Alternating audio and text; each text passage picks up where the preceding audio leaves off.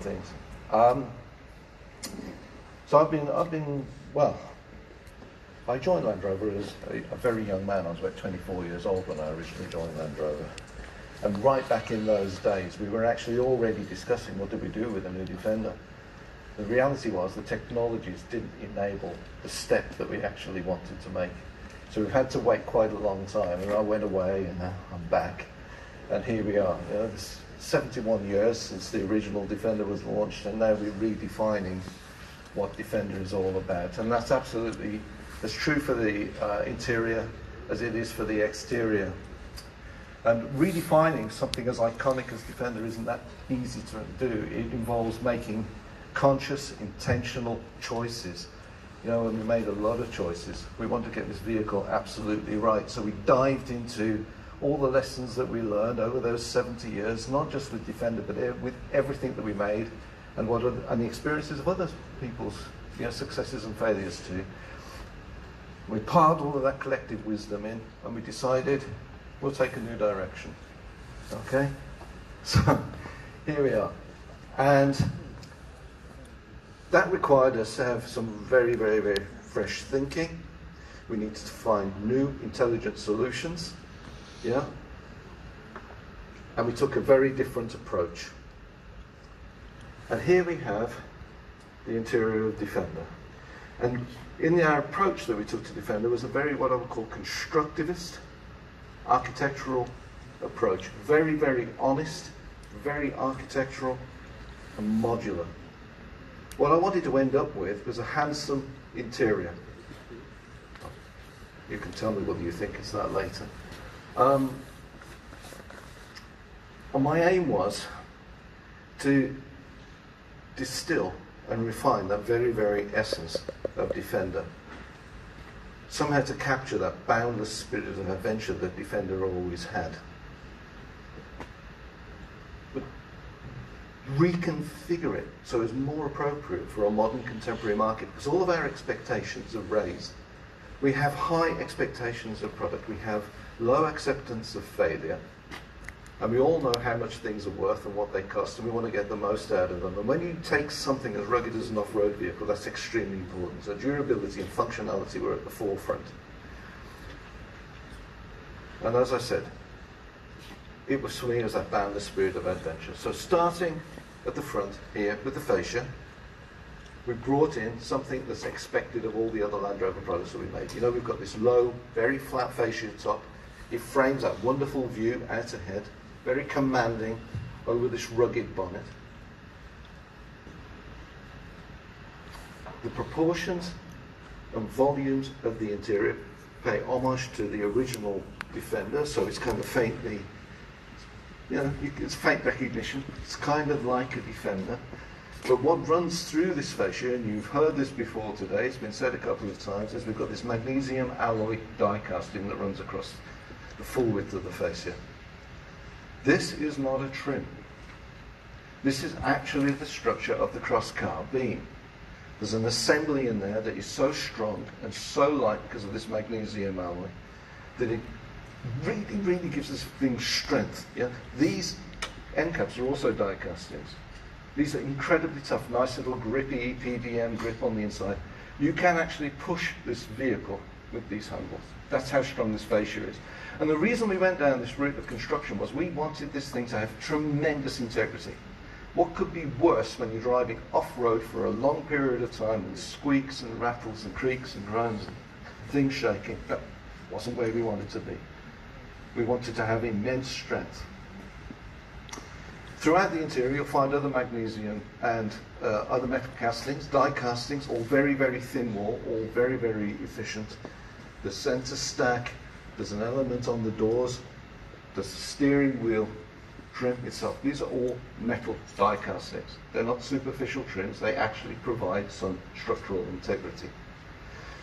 And within the lightweight appearance of this steering wheel, we also have these very elegant capacitive controls. Also, as I'm saying, functionality is at the core of everything that we did here. If you see the whole periphery of the magnesium alloy panel is framed by these two leather spars that run across it. These aren't just padded for safety. They also provide an additional grab handle. So when the going gets tough and you intuitively reach out and you want to hold something, there's another handle. Looks like a handle, it is a handle. And that's really quite important to us. This is all about that sense of adventure again. Fascia also contains two large screens, plus a head-up display unit. Fascia's driver display now expands its functionality to be much more useful off-road, and you'll find out about that when you go through to the engineering presentation afterwards. In the centre we've got this digital input and infotainment unit also, and that's on centre line of vehicle, but below this we've clustered the primary controls of the vehicle. So you see the gear shift, it's up high on the fascia, it's relatively close to the steering wheel. It's more like a touring car position for a shifter. And then alongside this we've got the off-road functionality controls, plus a heating and ventilation. So all of that is up and out of the way. All of the hard keys that you need, all in one place, there on top of the fascia. Below this, in the centre stack, we've got sockets, power points, connectivity connections. In actual fact, throughout this car, there are more connectivity and power points than there are seats. Yeah. Last time I counted, I think it was 12 was in one car, including one AC domestic socket. So this clustering on the centre line actually brought us a lot of benefits. What it is, it freed up space. So in a base model car, where you only have the two seats, there is no centre console. This gives you the ability to move across the car, but it also gives you the ability, because this tunnel is so low, to move back through the cabin. Yeah? There are times when you might not want to get out. Also, that freeing up that space, it freed up legroom for the centre seat. You've probably seen by now there's a third seat option in the front of the car. The console that we've got featured here has very, very commodious stowage. It's also got a lot of different types of stowage within it. You've got the conventional lidded cubby box in the middle, and that can also be a true fridge underneath that. Ahead we have a Qi charger. There's my phone. I'm always forgetting that. Ahead of this we've got a nice little trinket tray. Under this we've got a drinks holder. Most cars you buy, if you have these things, there's nowhere for it. Actually, this lives in here. So it becomes an integrated part of the lower console. That lower volume there is really quite large. You could have two standing 2-litre bottles in there easily. You could buy a takeaway meal, drop it through the slot in the top of the console. It gives you access from the sides. So what this allows you to do here is you've got a multi-functioning console. You can multitask. Everything that you want, you get first time. I can get directly to it. Don't have to move anything out of the way. And there's somewhere for everything. Also the shaft that runs through the fascia. Again, we all come to an automobile and we've got a telephone or house keys or a packet of cigarettes or whatever you bring to the car. Where do I put that? What do I do with my reading glasses? I want to put on my driving glasses. It's very practical, and it's that kind of thoughtfulness that we wanted to run throughout the whole car. When we go to the seat, when you don't have anybody in the seat, actually, driver wants all of that functionality. So you fold the seat forwards, and in the backrest of the seat we've got two cup holders and a trinket tray. But one of the best things about this is all of the systems that go in the back of the Highline console, so the face-level ventilation, the climate controls, another 4 inputs, they're also available in the folding seat version. So there's no compromise on the content for the second row seating. Moving on, you've noticed we've got all of these bolts, not screws, bolts. All of these bolts holding the car together. That's because they're strong. They also retain the door module plates. Now I didn't say door casings or door cards. I mean, you could call them that if you want. But what you normally have is you have a door casing that goes over the top of something like that, so it's losing you valuable space. It's also something else that can move around and creak and squeak and groan and fail. And under the circumstances we find our cars in, that's not an acceptable place to be. So we decided, in actual fact, we would product design the module plate, the functional module plate of the door. And we'd actually bolt this directly. It gives us great seal to the outside. It rock solid stability. Around the door release and the speaker, we've got this magnesium alloy casting, very, very defensive. All passengers have got 360-degree grab handles, so yes, a bit more reassurance. There are also grab handles throughout on the posts and everywhere else. Even this hockey stick feature on the center console is a grab handle. Yeah, so it's all very, very strong, incredibly robust. That's so robust that if you get yourself in a very bad situation, you can actually clamber over the console without breaking it. It's tough enough to be a climbing frame. All of these things really important to us. And at first for Defender, in 70 years, we never really did it. We decided, you know what, frankly, we can make the space, we get decent armrests in this. There's a bit of comfort, but not only the armrest, there's a padded top roll. So it's a bit strange, isn't it, a Defender that can be comfortable, so you can have a comfortable adventure. It doesn't have to be harsh, and along with the fantastic suspension, fantastic ride quality, there's no little soft points all through the car, make it that much better. The character of this design runs all the way throughout the car, even into the trunk. We spent a lot of time designing the trunk. So there's a lot of clever storage in the back of the car as well. There's a nice little pocket in the tailgate, lashings, hooks, everything. If you think you might need it, you'll find it. I'm almost certain of it. What also runs through the car is the integrated molded rubberized flooring. What this means is any reminders of your adventure that you bring into the car don't become a permanent memory. It's all about cleanability. This flooring is as robust as a checker plate texture would suggest, and that complements a lot of the robust materials that Amy will talk to you about in a minute. Everything in this car is about survivability, durability, strength, retained value, and retained functionality. Okay, so that brings me to seats. Now this is where it gets really quite good fun. When the commercial vehicle comes out, we have a 2 or a 3 seat configuration. Standard 90, 5-seat or 6-seat configuration. Imagine this, 6 seats in a car that's slightly bigger than a family hatchback. This is actually the same ground shadow as something like an Audi A3 or a Focus, something like that.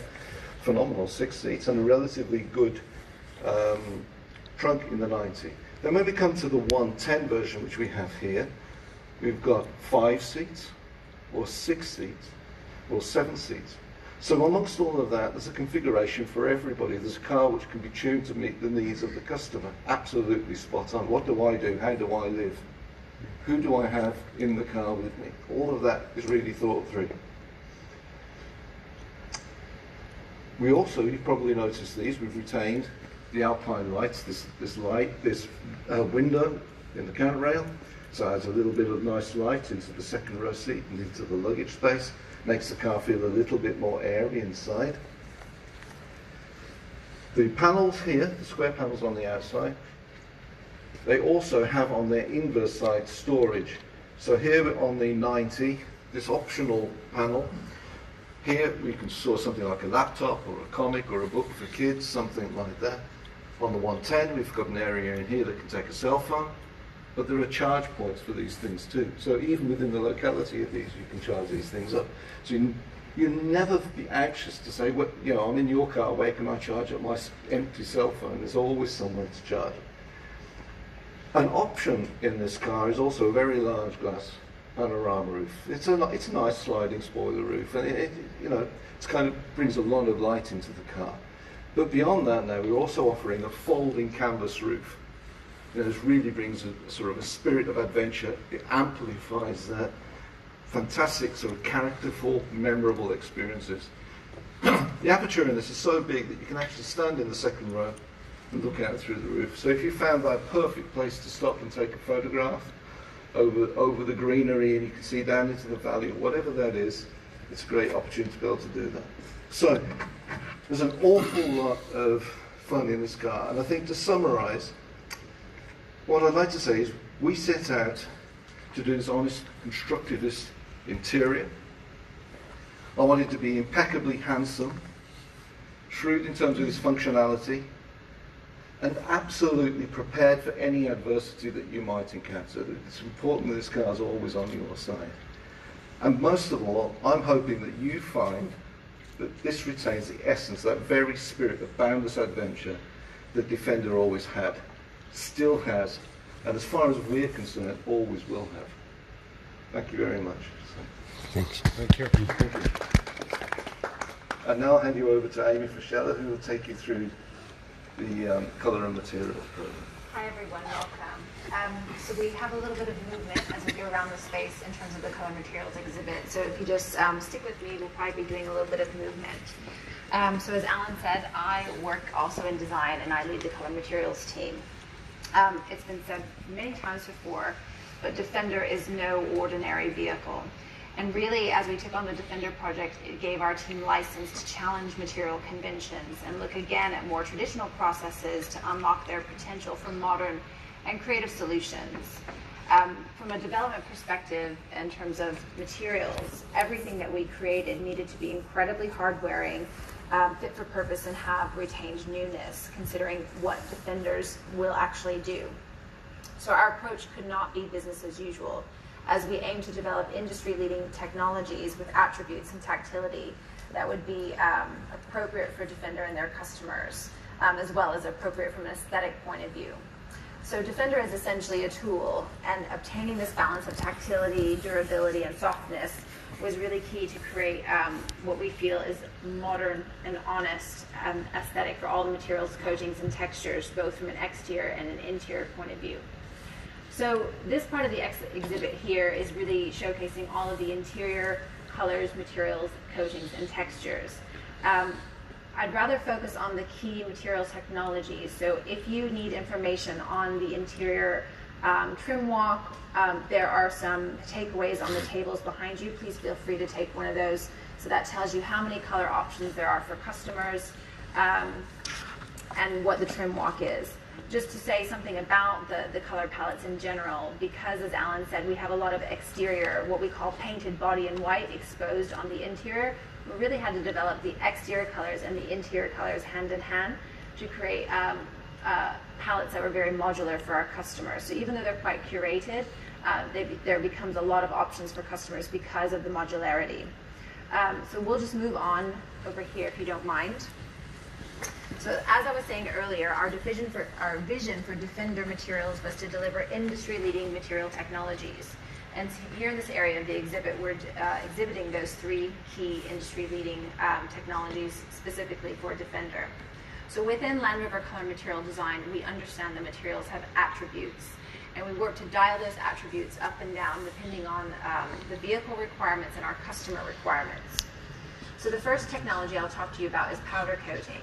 As Alan has said, Land Rover is industry first to expose the interior crosscar beam, which are magnesium structural components. And we wanted to celebrate this feature with an honest, durable, and very industrial finish. Powder coating was a coating system that we were used to using under the bonnet, not necessarily in Class A surface parts where customers would interface with that. So we had to work hard to understand, what the testing requirements should be, how to protect the metal, because in this little area it has a demonstrator showcasing how we built up the coating technology. You have the raw magnesium here, a facsimile of the primer coat here, and then the final surface treatment of the powder coating. Because essentially you're touching metal, the primer coat is essential in order to protect from heat. As well, we had to work on the gloss levels and the textures of the powder coat to ensure maximum cleanability, because if you're using the grab handles, those could tend to need to be cleaned. So we have three colors that we're offering to customers. On the core models, the light gray comes as standard with the option of a more product-inspired white. Also on the X derivative, the dark gray comes as standard. So really, powder coating is a material technology that's a great example of our vision to challenge methods of make. Challenging and developing new ways to make things can really unlock innovation that, in this example, was right there for us, but just used underneath the bonnet previously. So the second material technology I'd like to talk to you about is the premium textile. This really builds upon a strategy that Land Rover have introduced since 2017, and one that's personally close to my heart. So once again, in collaboration with Kvadrat, who is Europe's leading manufacturer of premium wool textiles, we have developed a new weave construction for automotive specification, and it's called Steel Cut Trio. And you see it on this seat here on the borders and backs of the seat. This is a 30% wool blend textile with a weave structure that was developed specifically with Defender in mind. And as many of you know, wool has many natural attributes, such as keeping you cooler in the summer and warmer in the winter due to its breathability. But this textile also has a tensile tear strength that is 5 times greater than traditional materials used on seats.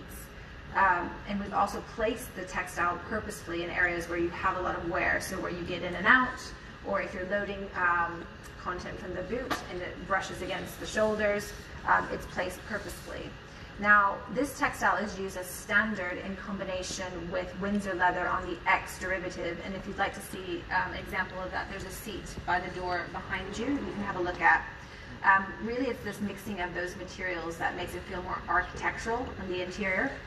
We also offer, with the premium textile, a full non-leather interior. We call this materiality. So on this seat here in front of you, you see the steel cut wool blend textile combined with the Dynamica microfiber suede cloth. Now, the microfiber suede cloth is made of recycled plastic, and this recycled plastic comes from different sources such as PET bottles, clothing, waste yarns, and fabrics from other industries. And we've done a bit of a calculation, and by combining the Kvadrat with the microfiber suede textile, on the 110 with the 5 seats, we're able to achieve a savings of 189 kilograms of CO2 over the vehicle's lifetime. So for some of our customers, that's very important, and we do offer conscious choices for those customers that want that. And premium textile and materiality really embody our vision to protect for a more responsible future. Our goal really is to start to ensure a more whole systems thinking in how we design, source, make, and then eventually deconstruct our products now and in the future. So the third material technology I want to talk to you about is the protective wrap. So this was a very interesting development, because back when we started Defender in the design studio, every single exterior that we painted was always painted in a satin finish. Now, this initially was used because of the diffused aesthetic that it gave the surfaces. We wanted to visually communicate the strength, the solidarity, and the purpose of the exterior design. So we knew we had to deliver a more robust Defender version of this satin concept. Therefore, we have designed and engineered our protective PU wrap to perform in extreme conditions. It has an increased durability in terms of this top coat that has reflow. We're calling it, we basically say that it has a level of scratch recovery. And if you guys want more information on all these things, again, you can watch the short films that are on the tables, because it goes through the processes in more detail. But scratch recovery is essentially if you have light marks from bushes or from off-roading, you can simply put the vehicle in the sun for a few hours, and the heat will heal the marks. Now, I should be very clear, if you are seriously off-roading and you have gashes, well, you probably need to strip the film panel. But actually, that's a positive attribute in and of itself, because replacing individual film panels on the body panels is a faster and more environmentally friendly process than a standard paint finish. This is available on 3 of the 7 curated colors for launch, the Pangea, the Gondwana, and the Indus Silver.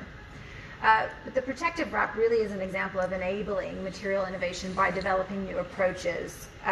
We could have delivered the satin finish through other methodology, but the PU protective wrap has attributes that are more appropriate for Defender usage. We talked about it being easy to clean, quick to repair, and flexible in its usage, as well as the scratch recovery. And what I mean by flexible in its usage is that it is strippable or it's permanent. So if you want to take off your satin finish, you have a perfectly painted body underneath. And then lastly, just moving on to the body colors. Oh, sorry. I mentioned we have 7 curated for the launch of Defender. 3 of those 7 are going to be new and exclusive for Defender and Defender only. So the first one of those is Pangea Green. Pangea is our modern interpretation of a Defender Green. It uses a pigmentation of thin milled aluminium, which gives us visually a greater travel of the paint over the surfaces of the exterior. There's a bit of a metaphor with the name Pangea. So at Land Rover, we name all of our body colors after places on Earth. Pangea is the theoretical landmass that geologists reference when all the continents were together as one. So it's a bit of a reference to that's the beginnings of the Earth. Well, this is the Land Rover Defender is the beginnings of our iconic brand of Land Rover, where we started from. So a little bit of a fun metaphor for you. The second new and exclusive color for the Land Rover Defender is Gondwana Stone. This is a natural, semi-sparkling, grayed off brown. The name also has connotations with Pangea. So apparently, when the southern hemisphere continents plus India began to split off from the landmass of Pangea, they named this Gondwana. So a bit of a science and history lesson there for you guys. The third new and exclusive color is Tasman Blue. This is a modern interpretation of the Defender Blue. It is a what we call solid metallic effect. So in some lights it looks very solid, but when the sun hits it on the highlights, you can see the metallic flake hang out. So really all in all a project for which we were really honored to be a part of, but we had to approach also with great trepidation as there was no room for error on Defender. And I think you can see that we've taken a lot of the material development challenges in stride and believe we are contributing towards the legacy that will be Defender with honest and durable solutions that should stand the test of time. So thank you for your attention, and with that I'd like to invite you into the engineering module, which is just next door over here. So thank you again. Thank you. Thank you.